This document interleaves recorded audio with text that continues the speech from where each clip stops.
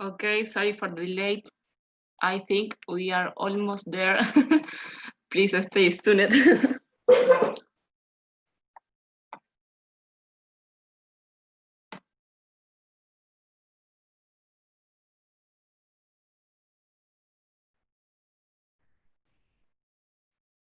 Okay, we are online, so anytime you want to start, Anna, we are listening to you. Great, I will start then now. Can you hear me well? Yes, I can. Great. Well, welcome everybody to the section of gender and diversity in STEM, which as you might have noticed if you have been looking at the schedule, doesn't have all the talks gathered in a single symposium, but they are distributed through all the days of the meeting. This is because they treat a wide variety of topics and oppressions that are present in all of our disciplines and that need to be addressed immediately. During these talks, we will learn and discuss on how being a woman or from racialized or marginalized groups, as well as being part of the LGBTQI+ community, affect the scientific career of many colleagues. We will also discuss on how to establish inclusive bioethics for fieldwork, acknowledging the indigenous sovereignty of the lands. Hopefully, we will go out of this meeting with some new ideas to contribute in the building of a more inclusive everyday environment. In this sense, we are indebted to the 4 speakers that will present at this section, that are Jenea Adams from the United States today, Luisa Fernanda Liébano Latorre and Liliana Dávalos from Colombia tomorrow, and Enzo McKay from the United Kingdom on Thursday. We want to thank all of you also because for your interest and participation in this section. And as final remarks, we want to remind you that the chat room is closed. However, you will be able to ask questions through the Q&A icon in your Zoom application. Before making a question, please check if that question that you're thinking of hasn't already been made. And you can vote for the questions that you are more interested in. So if we have little time, we will read those with more votes. Also, when the talk and the space in Zoom are over, you can go to Discord to broaden the discussion and to interact. And also, as it was reminded before, please remember to follow the code of conduct for interactions in all of our platforms where the meeting is taking place. We want this experience to be as enriching as possible, so please be respectful.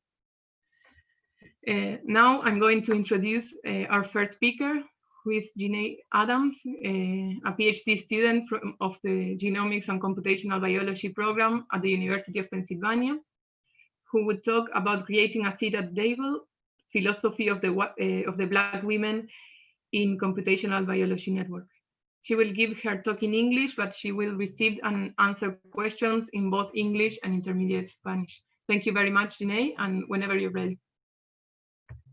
Thank you so much to the organizers here today, everyone here attending. I'm really excited to share a little bit about what the Black Women in Computational Biology Network is with you, who we are, and some of our philosophy.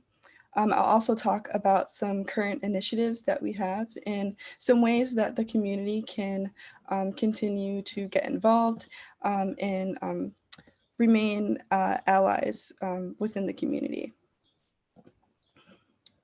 So also throughout, you'll see our Twitter handle here and our website link here. So at any time you can go on and maybe ask any questions that you have or connect with us to share anything that you have. So yes, as mentioned before, my name is Jenea Adams. I'm currently a PhD student at the University of Pennsylvania in the Genomics and Computational Biology program. I'm so excited to share not only a little bit about what I'm excited about, but kind of how the network came to be what it is today. So I'm personally interested in cancer genomics, in RNA biology, and bioinformatics. But really what inspired me to start the network was navigating the graduate school experience as a first generation student. But also as a first year graduate student, it was something that was a new landscape for me. And of course, we definitely understand the importance of mentorship as we're continuing to navigate these new landscapes. But what was really important for me was not just to have people on my side who continue to empower me and mentor me and guide me. But what is especially inspiring for me is seeing people that look like me achieving things that I also want to achieve. People that can understand the many intersections of my identity as not only a woman in science, but a Black woman in science, and also be able to highlight the numbers and numerous amounts of talented Black scientists everywhere in the world, across the diaspora, and really asking myself, what are ways that we can continue to amplify these voices? So that's when the network kind of started from a small Twitter feed and Google form, basically, of just a list of individuals who I started talking to and finding the opportunity to connect with. But what's really exciting here today, and what I will tell you more about, is how we've really transformed from basically more than a group chat into an organization that is focused on action. And that's been really exciting. And so ways that we do that is through our mission and vision, as you'll see here. Our mission is to amplify the voices and to foster community amongst Black women in the computational biology field across the diaspora. And at the moment, our current goal, or what we're working towards, this is continuing to evolve, but we're working toward a computational biology community that encourages and supports the active participation of Black women scientists across the diaspora at every professional level. Definitely a handful, but a little bit more about the framework of who we are. We are an online networking platform, a global online networking platform that welcomes members from a variety of these disciplines listed here. Of course, biology, computer science, many individuals from biomedical informatics fields and public health data science, as well as people experienced in mathematics, biophysics, biochemistry, biotechnology, and many, many more fields that we're seeing members come from today, which is really exciting. And of course, I don't do all of this on my own. We have a tremendous advisory board that works together to essentially ensure that the network's mission is continuing to be upheld, and all of our collaborations are truly working towards serving the greater computational biology community. And so our advisory board is made up of faculty and senior scientists within the field who really make a tremendous contribution to the growth of our community.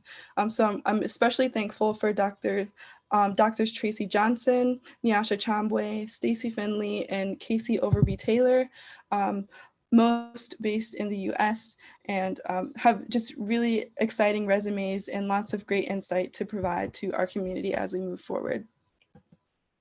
And so a little bit more about who we are and kind of what is the framework of the network as an organization rather than just a community. A few of the pillars that I feel make up some of the most important aspects of our community is the aspect of resource amplification, science communication, intergenerational collaboration, critical scientific engagement, and we do all of this through a global citizenship perspective.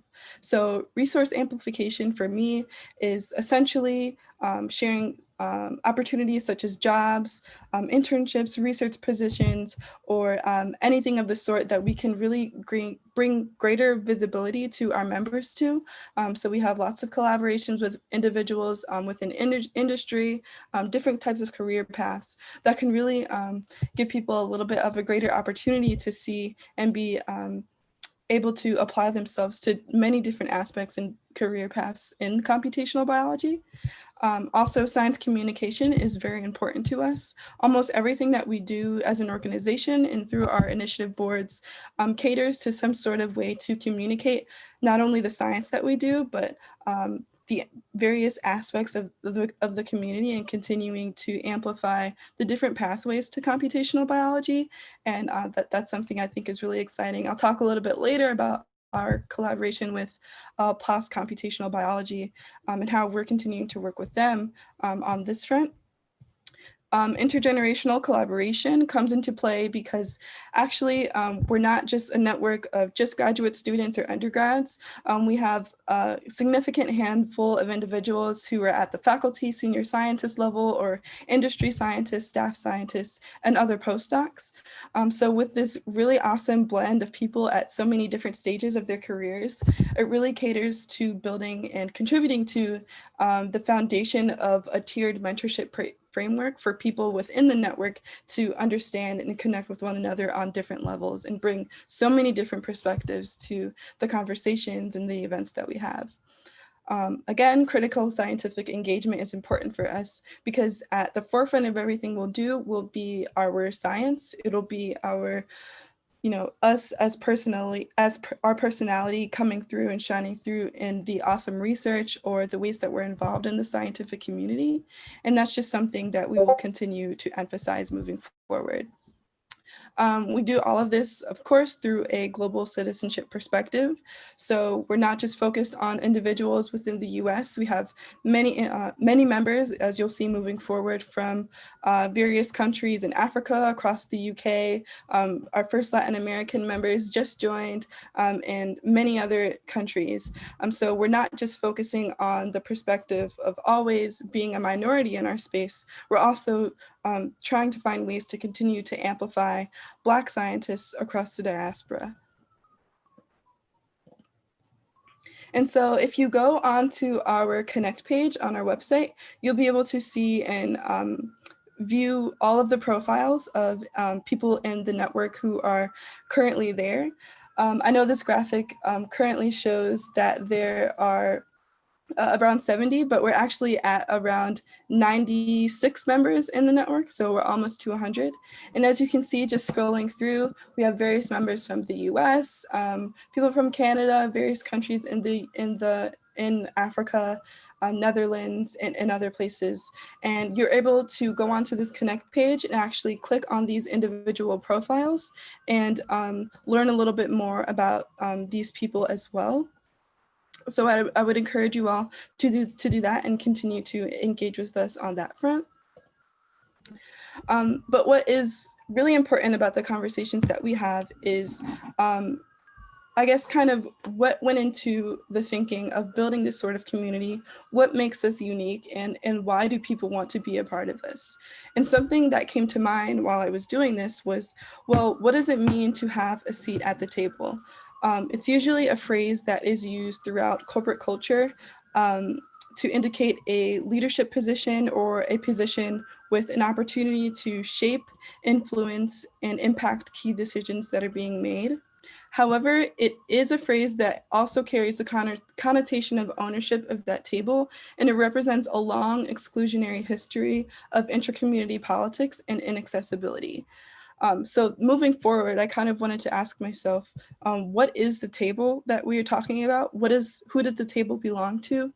And why doesn't everyone already have a seat?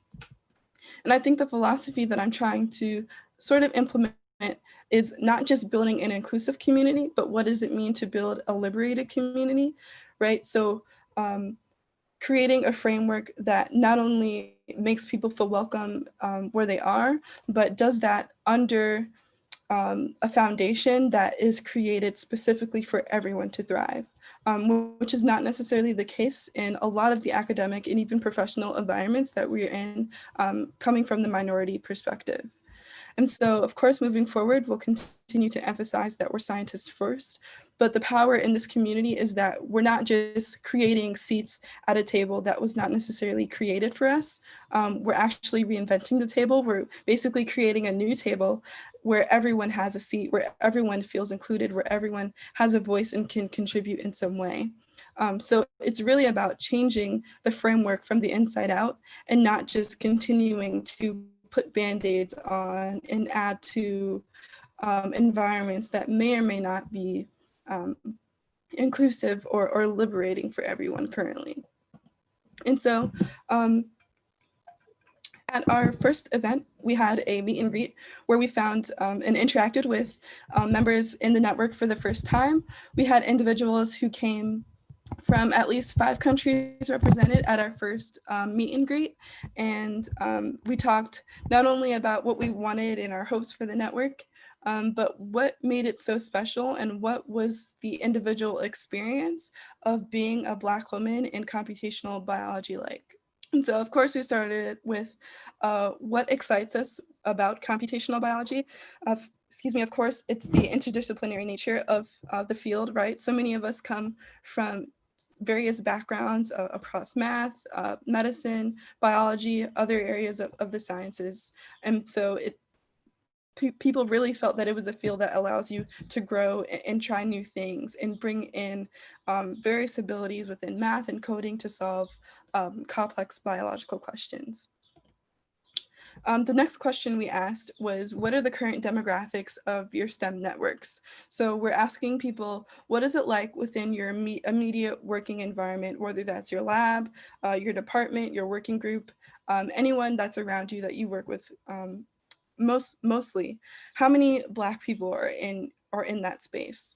Most people answered that 1 to 2 average was the amount of Black people around them. All of the answers were in the single digits, but for most people who answered 1 to 2, they were the only Black person in their environment. This could be the only Black woman or the only Black person in general, but many of us have the same common feeling of literally being the only one in their current working spaces.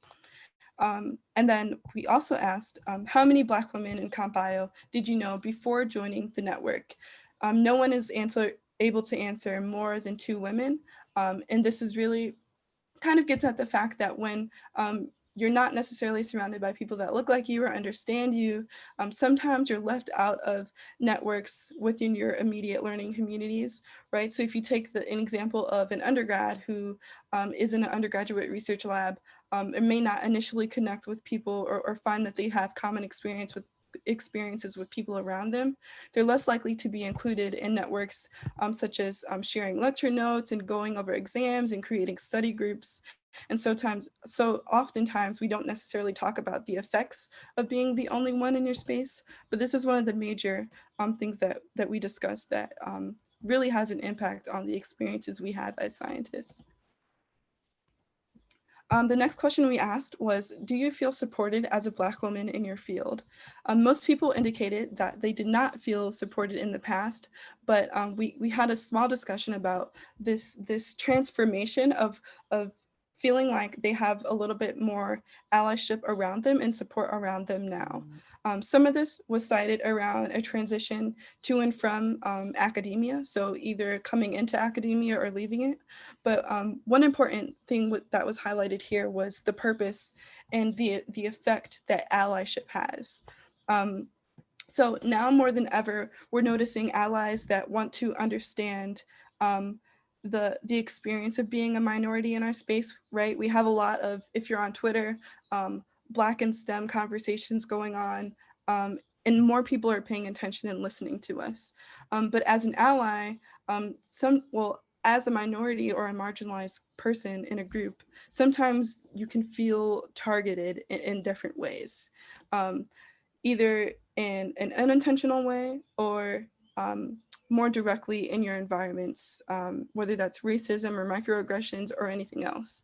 But another important point here that was talked about was the duality of being a target, right? Sometimes if you are the only minority in your group, you're always asked to be a spokesperson for everyone in your marginalized group, or you suddenly become the diversity and inclusion advocate for everyone, or people don't necessarily listen to you for your science, but kind of just want to understand you for inclusion efforts or conversations.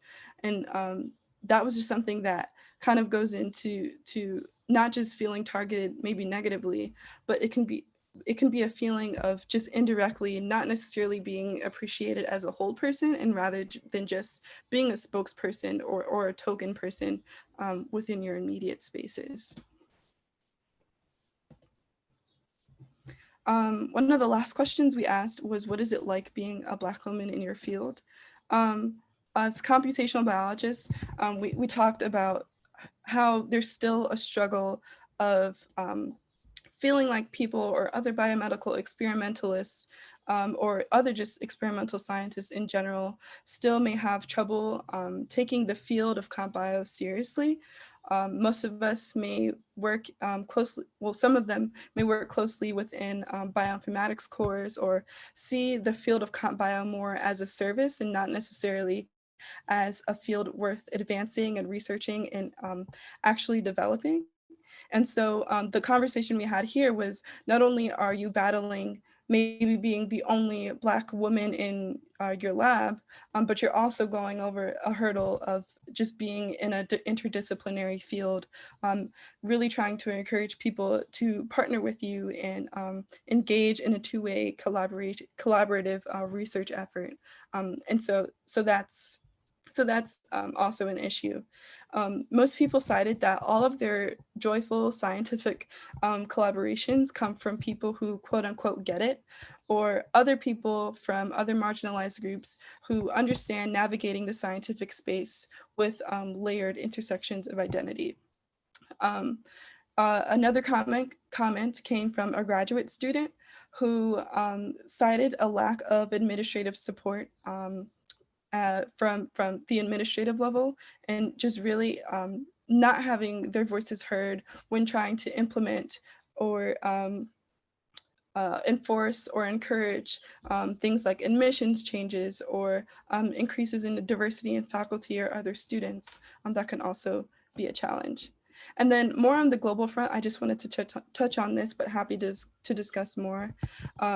Many of us, well, we had many members at this particular conversation come from backgrounds where they are not necessarily minorities within their space, particularly the individuals from Africa, where presumably they come from entire computational biology programs where where 99.9% of the individuals are Black. However, they're not necessarily afforded the same opportunities or given the same platform as other scientists or their counterparts around the world.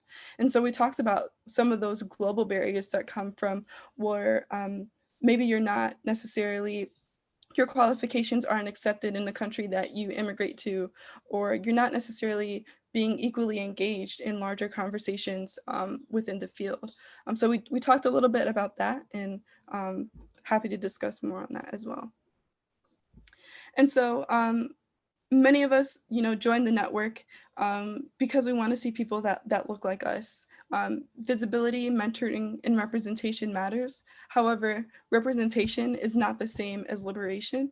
And so I just wanted to include this small graphic here that we talk about often the difference between equality and equity, but we don't necessarily talk about the difference between these two and liberation, where equity, people are given opportunities and resources to succeed and get ahead depending on where they are. However, there's still a barrier here. And I think the conversations that we need to have as diversity and STEM advocates is what does it mean to create liberated communities rather than inclusive communities? How can we remove barriers that should not be there in the first place? Just an interesting tidbit there. And then I'll wrap up in the last 30 seconds here really quickly, talking about our initiative boards. We have 3 seminar workshop series, Communicating Our Science and Graduate School Resources. These are groups of individuals within the network who continue to advance and push forward the conversations we just had by highlighting our scientists or creating databases of resources for people applying to computational biology programs. Also engaging with the scientific community in different ways and highlighting Black scientists within the field. Additionally, if you would like to become a member or if you identify as a Black woman in this field, we'd love to have you join us on our website. You'll basically get community email updates, access to our events, get to network with 90 plus women in the field, and all of it is free to join and fully participate. If you are an ally or a PI, maybe looking for scientists or speakers for an event or people to get involved in an outreach opportunity, I'd encourage you all to visit our Jobs page, where you are able to submit opportunities to specific target audiences, and you can learn more about us and contribute to those there. We also have a blog page, which is highlights one of our latest blogs. This is what I just talked to you all about, our first meet and greet event and highlighting the Black women experience in the field. 4 aspects of allyship to us really means starting with listening. But other ways to do that is to share a resource like jobs or internships, or engage with us in our upcoming seminar and workshop series, and also continue to amplify our voices. So citing our work, sharing our stories, and learning a little bit more about us as scientists, and continuing to provide us with platforms that may not be readily accessible to us. We also have an Ally Central page where you can see other individuals who have become allies and what they're contributing. But really what's happening next, and also be available in the Discord page, is we have an upcoming meetup for members in the community, but we also have a fall seminar and workshop series that will highlight Black scientists in the field. So if you follow us on Twitter down here, you can have access to our updates about when we'll be having those seminars, basically highlighting a lot of the amazing research that our scientists are doing within our community. And then I wanted to take a second to highlight and thank our partners at PLOS Computational Biology, who really are just working with us to create a more collaborative platform for science communication, also affording our members professional development and networking opportunities for members who are interested in science communication or journal editing careers. We also interact on that front as well. But we're also building a more long-term partnership with them and continuing to engage more with the global computational biology community with their help. So I'm sorry for going a little bit over time, but you can catch us here at our website, blackwomencompbio.org. You can also use this QR code here to follow us on Twitter, or if you would like to download a flyer to share to your listservs or your online email bulletins, feel free to scan this code here and share that within your networks as well. And this is our contact information, and I'm also available in Discord for any other questions. Thank you. Okay, now we have some questions.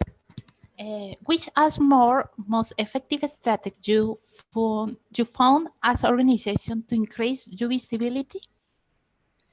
Yeah, I think what's been most effective for us is utilizing social media, and for me personally, networking with the faculty that are around me currently. There are a lot of allies and faculty within my program who continue to connect me with other scientists within the field and have a little bit more of a global reach, but also continuing to create that inclusive environment and making sure, our meetings aren't too late so that people in different time zones can continue to interact with us and have their voices heard and contribute as well.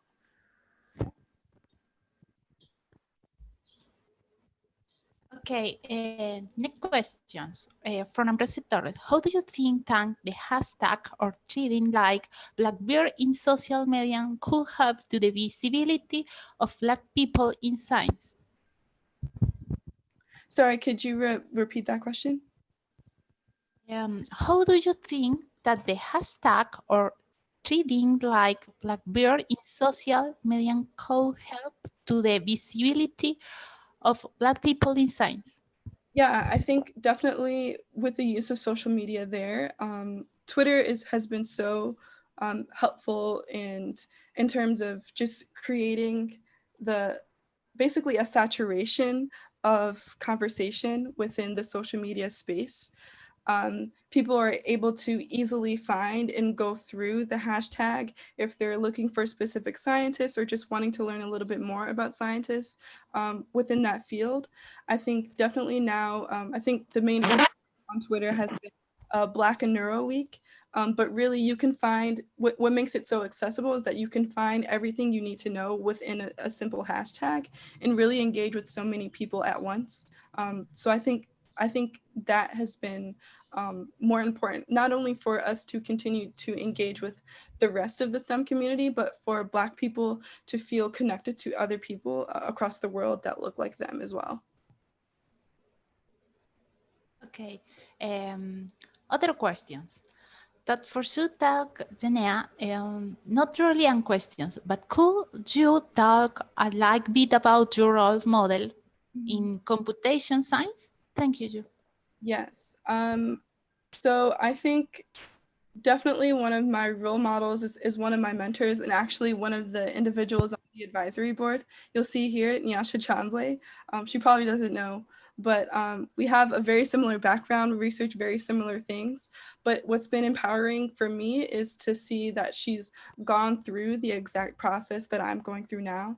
But I think not only her, but really any Black faculty that has survived the academic process in tenure and gotten their PhD and really having to go through that maybe before not feeling connected to people that look like them and having to do that kind of feeling isolated and alone and not understood, but also at the same time putting forth amazing science that really makes amazing contributions to the field.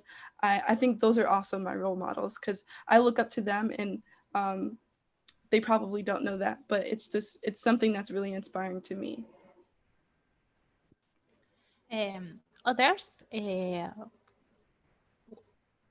what do you can reset liberation to a small change, equality perspective of does liberation need radical change in the systems?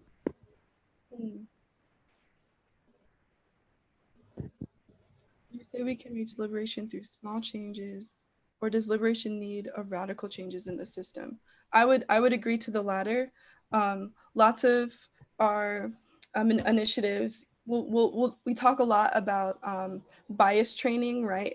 Putting people through like a 1 hour online training module of how to basically unravel centuries of racial and economic and long-standing systematic oppression sometimes doesn't work. And sometimes things like racial bias training and other types of training like that are not necessarily enforced with the proper administration. And sometimes for me, I think that in order to really create those liberating environments, radical changes for me include things like changes to administration, who are our deans, who are our leaders, who are our CEOs, and really bringing in individuals whose life work is to tackle these issues on multiple fronts as scientists. I think definitely radical, but we can start small now, I suppose.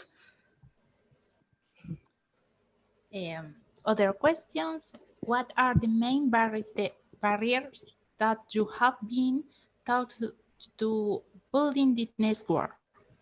Yeah, some main barriers that I've been tackling to build this network include a little bit of pushback from people who will say, well, why isn't it just Black people in general, or people outside of the Black community who say, why just Black people in the field, or people who maybe don't necessarily understand the purpose and kind of the power of building this type of community. Also, some things that we do we're not necessarily used to is kind of working outside of the USA-centric mindset, really trying to incorporate the views and the experiences of people from around the world is easy to say, but it's difficult to implement, excuse me, sometimes. But it's worth it. And I think that's what has been most empowering for me moving forward. Yeah, it is that, you know, we really want to engage people on a more global level.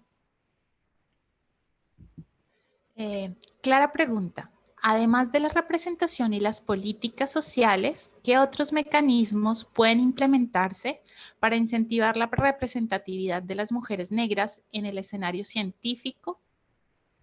Yeah, so I think some ways to do that is to continue to invite and continue to work and make sure frameworks provide people to have equal opportunity within the landscape of science. Personally, I don't see that we invite many Black women or Black people in general to give keynote talks at major scientific conferences. I don't see that we encourage or share tenure or faculty or professorship positions equally within the Black community or to other communities of color in general.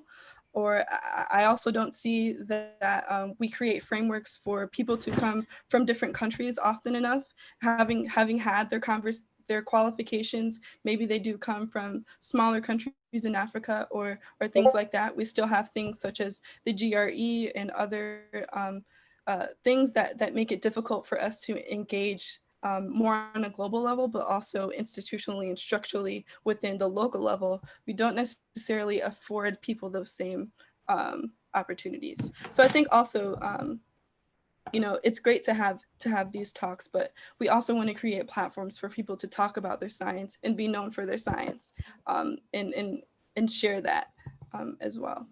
Sorry, I didn't reply in Spanish. I don't think I could say that in Spanish. Okay, thank you for your time, Denise.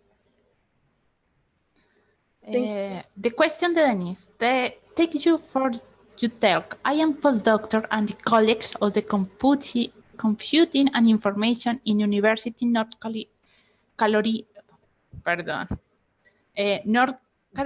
at Charlotte.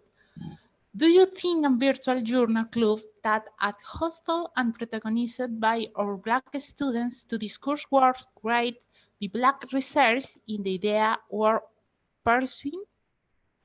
Also, do you think and could be way to showcase the work your community and you are doing? Yes, I think another conversation that we should have, I know most of the constituents at this meeting are within a specific field. I don't necessarily have experience in this field of science, but I think a lot of computational biology just so happens to interface with genetics and genomics. And I think a worthy conversation for us to have is more on the bioethics side of, you know, what does it mean, I guess, as a Black student, but as scientists in general, for us to interface with various disciplines within genetics who have deep-rooted histories in eugenics and other like racialized scientific practices. Definitely worth having those conversations. And I think if you're having a journal club where Black students can initiate this, also highlighting scientists that are Black and really seeing science that has made an impact, has been made impactful by Black scientists. I think that's a great idea as well. Dolores questions. Thank you, Jenea. Thank you, Jenea. Do you have some numbers about Black women in different states in bio care in use? I do not have any right now. It's difficult to say with how many could be coming from different stages. Right now, I guess I can show you from the network, we are mostly PhD students.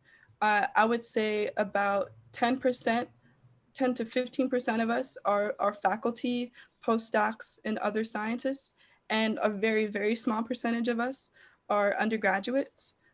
That's all I can say about the network itself, but we're still finding people and reaching people from many different aspects of the world.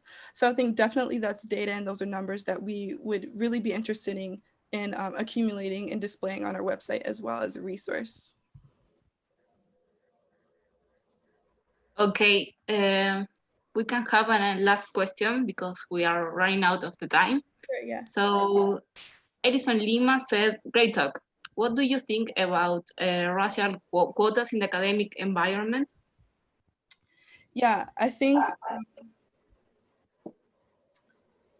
that's also another barrier that people may or may not realize has an impact on so many of us, right? If that is still a practice that is implemented in an institution, many people and many underrepresented minorities feel like if they're the only one in their environment, then maybe like their program hit the quota and they're not able to have more people that look like them in their program.